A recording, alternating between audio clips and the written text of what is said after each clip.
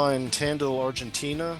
After a week of competition in the Southern Hemisphere, USA surfcasting team captain Ryan Lambert and team members Connor Brown and Big Dan Nassiff are back stateside. The trio competed in the 2025 FIPS-Mer Long Distance Casting World Championship from April 7th to April 10th. The annual event is the premier international surfcasting tournament featuring dozens of entrants from Africa, Europe, and the Americas. The best in the world gather on a large marked field to see who can cast 100 gram, 125, 150, and 175 gram sinkers the farthest using modified surf fishing tackle. As in past years, the 2025 competition lasted 4 days, one for each sinker weight category. You can read the full press release at usaangling.org/surf-casting, but we are joined now by team captain Ryan Lambert of Angier, North Carolina, Connor Brown of Myrtle Beach, South Carolina, and Daniel Nassiff of the Corpus Christi area of Texas to get their firsthand accounts of the World Championship experience. So, start with you, Dan. One thing that I've been curious about, given this firsthand interaction with athletes from around the world, do you get a sense of exactly how popular surf casting is in these different countries that compete in Worlds? Oh yeah. They breathe, eat, sleep, and live it. They definitely. You can tell they practice a lot more than we do. But we were talking to some of the guys, and just to qualify, there's a lot of more tournaments than what we have, and also to get the distance. There's a lot more people, a lot more competition. But like I said, the guys, they're definitely doing it a lot more than we do. I know they have families and stuff too, but so they just do what they need to do and really, I guess, focus more on more of the sport. The one thing I took away is that they are very, very well organized in their qualification process, something that we're aspiring to get to now that we've got a board in place.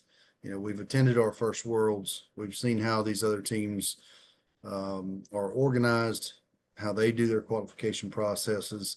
I think the opportunity to have a more regular, more local set of tournaments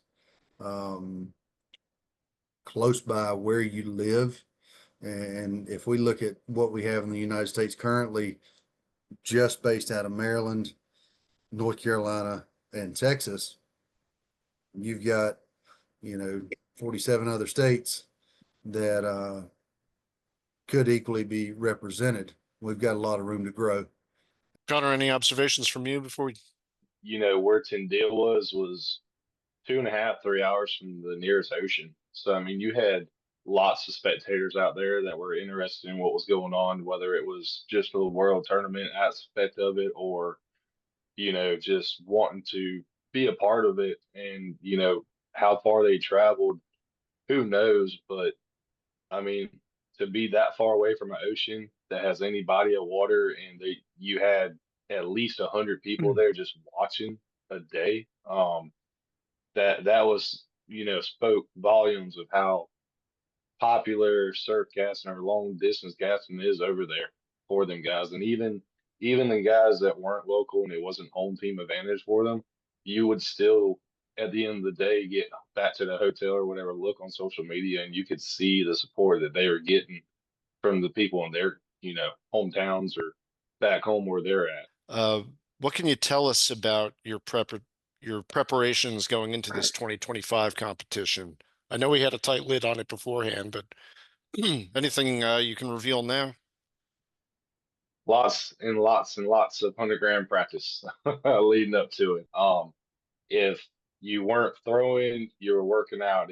Even if you threw and you still had energy afterwards, I'd come home and work out. I mean, it was just a a constant, get as many throws in as I can, and work out as much as I can, and focus on the 100 gram, which that was one of the biggest things we lacked. Aside from that, it was just stay healthy and focus on basically developing my cast a little bit better. And that was one of my weaker points. So Between myself and the board, we kind of came up with a plan, and then um, really directed that to the team, myself included, and had a directive, a training plan essentially, and a strategy leading up to this. And like Connor said, at least for the both of us, Dan's got a little more experience with the 100, but that's one of those weights I don't know that anybody really loves, especially here in the United States. Historically, it just does not fly. So everybody, we avoid it. And, I told both these guys that prior to February, I think it was around February the 12th, when I finally came back from elbow surgery and had my first casts since September of 24. That's all I did for 3 solid weeks, 5 days a week. I threw the 100 gram. And, prior to that, I had thrown it maybe 6 times in my entire life. And, it was honestly learning from the ground up. Yeah, I agree. I mean, I prepped the best I could with new job and losing 100 pounds and trying to do and juggle things and videos and lives and being a team effort. That's what I tried, and visiting and sharing and growing knowledge. And yeah, I had some bad days, but I just like anything. We weren't expecting just 4 casts, but apparently the max you can get is 6, which we got that the last day. Um, but yeah, the Italians, the Argentinians, the Uruguay, whatever, they have all their techniques and secrets and are willing to share if you're willing to learn and be open minded. And some are secret, some are not. It's pretty cool. But yeah, we learned a lot. Like this year is going to be a big eye opener for me. So Yeah, let's dive into that a little bit more. What would you say, Dan, was the like if there was one thing that was surprising or really interesting or helpful that you took away from, any part of the competition, what do you think that would be? there's maybe something to them Silver Max and Black Max reels. That's all those guys used over there, and they were all converted by real builders over there, or even them converting them themselves. Um, but it was fun. I had a blast. And Ryan, same question. What what did you find interesting or helpful or surprising? If there was one thing. It is a big, massive family at the end of the day. You get around the dinner table, and sure, there's strategy.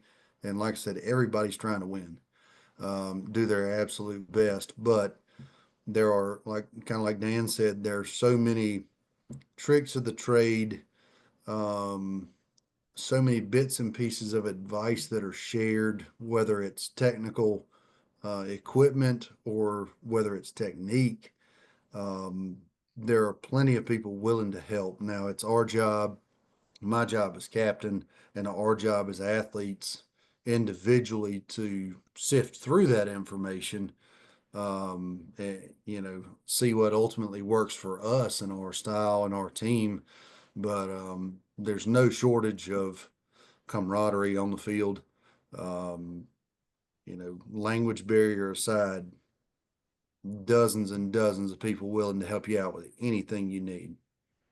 I think one of the strategies we didn't account for, that I kind of picked up on real quick, and then Dan and Ryan can pretty much testify for it, is, the 2 hour waiting period between throws, 2.5 hours. That was one of the things that we didn't really expect or kind of wrap our head around, I think, going into it. Our tournaments here were kind of throw as much as you can. There, it's throw and wait.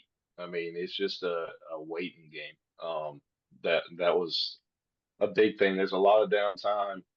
Um, you would see pretty much every team would kind of go over their reel after throwing, getting back, take the line off straight completely off, and lay it back on. I mean, there was no sitting around waiting. They were constantly working on the reel, getting it ready, getting everything right. And, that's one thing we don't really do big here. We throw, reel up, go back, get ready for the next one. We don't think about all that.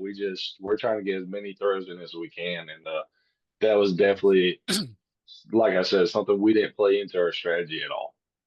I don't feel like. But you can't really prepare for that when you don't know it. So now that we know we got a taste for it, we'll be ready for next year.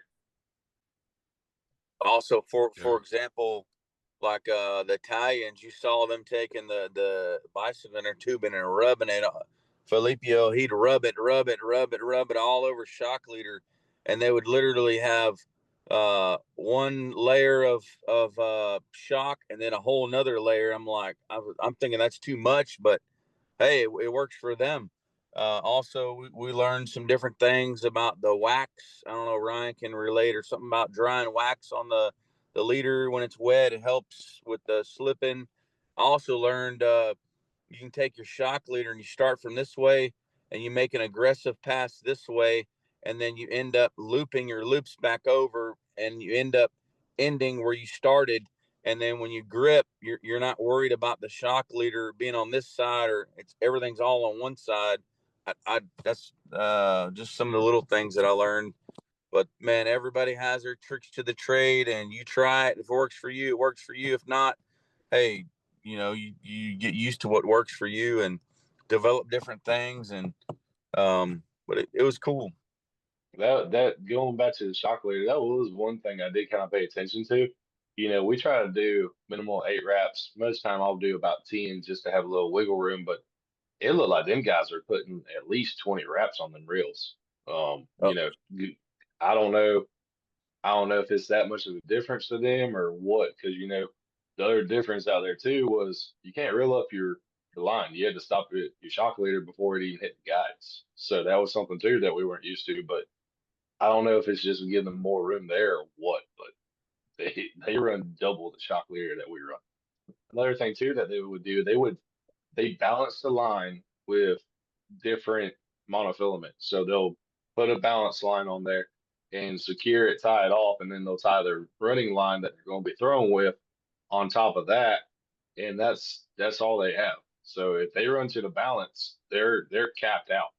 There is no extra 100 foot below that. I mean, they're tapped out at whatever that line capacity is, and that's what all the teams seem to be doing. Well, we were talking a little bit about it earlier, but I want to go one by one and just have you like I said, I got the group text the other day with the kind of recalibrated World Championship all-time records for the FIPS events at least. Saw some of our names on that, but just want to go around and just give us whatever you think is your most significant achievement of the championship. Ryan? The most significant thing that I feel like we as a team took away is now that we have competed at Worlds, we are able to host. We are eligible to host a World. That might be insignificant to most. You've got Connor making a huge splash on day one. I came in on day 4. We finished well as a team, but I'm more excited about our ability to host. What we learned at our first World Championship, and knowing how much we as a team left on the table individually. Just some small tweaks here and there, and knowing the three of us, our techniques aren't perfect. There's a lot of ground we can make up individually. That's really what I take away, more so than any individual accomplishments. That's kind of what drove me to get into this team with US Angling and begin to develop this program. And I told both these guys a couple of years ago that, I've had success in the casting world, but at 37, I've got in my mind just a few years left to try and develop a team. Hopefully it does garner Olympic attention and gain some traction and become a summer Olympic sport. But if it never does, we've got the opportunity to represent our country at a worldwide event. And from where we're sitting after our first worlds, we've got the opportunity as a team and as individuals to rewrite record books. Connor? I think America going over there, the United States going over there and showcasing what we did was the biggest thing, showing that we can hang, we can hold our own, we can cast, even though it doesn't look like it and our numbers don't show it, we can hang with you. And then Dan, you're kind of playing the role of on the ground PR guy, but you looks like you got a good performance in the 175. What was it? The 125 gram. You were over 800 feet. Something that here in the U.S. you'd be winning a competition Yeah, pretty easily with those numbers. But yeah, what's your take? I could have had a better day on the 150 and the 100 gram, and yeah, it just wasn't or I was focused. Everything was going, just nerves, and I don't know what it was, but I couldn't get one in court. I was bombed some pretty far out of court. But like anybody has bad days, we're all humans. We're not perfect, but just practice more and hit it hard. And like they said, Ryan and Connor, we rewrote history. They did really good, and I feel like I did my part as a team member. And yeah, if I would have been a little more higher up on my distances on the 150 and 100 gram, we probably could have got third overall. But hey, you know what? Italy's next year, and we're gonna do good, and more practice, more time at the gym, and focus, and yeah. Yeah, I guess it was the last day, and you weren't the only one in the competition I noticed who had crack off after crack off. I think it was the 100 gram for you, if I remember correctly. But Yeah. Felipe Montepagano, the first day, I was looking at the scores coming in, and I think it was like 4 crack offs in a row. And Yeah. Eh, He It, wasn't cracking off. They count crack what, offs as out of bounds. oh, he yeah, was out of anything out of bounds. bounds Oh, Yes. is okay. Yeah. what we Anything call out an of bounds, NCR. Yeah. Was he that the case for you too, Dan? It was out of bounds The casts. 100 gram, I broke off 3 in a row, then one out of bounds, and then one in bounds, and then another one out of bounds. That was pretty good. It Yeah, we knew coming into the very last day, there was a little jockeying for position team wise and individually days 2 and 3. Day 4, you got to pull all the punches. This is the final day. Um, just the way the tournament was set up, the ladies casted days 1, 2, and 3, being only that they're only casting 3 weights. So on day 4, it was just the 2 flights in the men's division. And, we knew we were going to get an extra cast, but, you feel this pressure mounting, and you pair on top of that, nobody likes the 100 gram. Um, something about that lightweight and the physics of it where it just loses momentum so quickly traveling through the air. It makes it a very finicky weight to throw, and it really is going to test um, it's going to test your equipment. It's going to test your patience. That's one of the major things we saw, and honestly, we expected that. Um, you get somebody like myself who is overly mag happy, especially on the heavy weights.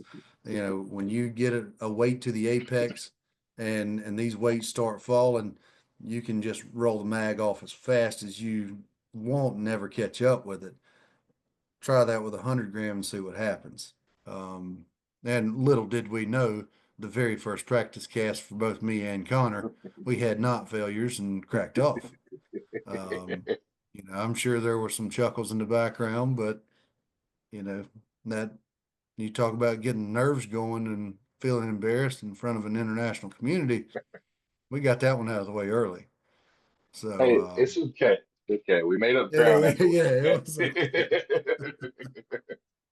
Getting ready to wrap things up here. Ryan, just want maybe you to speak, if you're comfortable, to any changes to the overall team strategy that we'll be seeing in preparation for 2026. as far as individual performance strategy, we've got a few things, but we're going to keep those close to the cuff. Um, anybody who's experienced watching video, they can come up with their own, um, you know, their own opinions of what we need to change, but we've already identified a few. So like I said, I'll keep those under wraps. Um, as far as team strategy and overall program, we are looking to progress. Like I said, we took a lot of really good things away from Worlds. We made a concerted effort to write some things down. What the host country did really, really well, things that we might want to do differently if we were ever to host an event here, whether that be a Pan Am or a World. So we've got a good list Yeah. of things, and we will be putting our name for consideration for the 28 Worlds. Hopefully that is accepted at the FIPS-M Congress meeting coming up next month.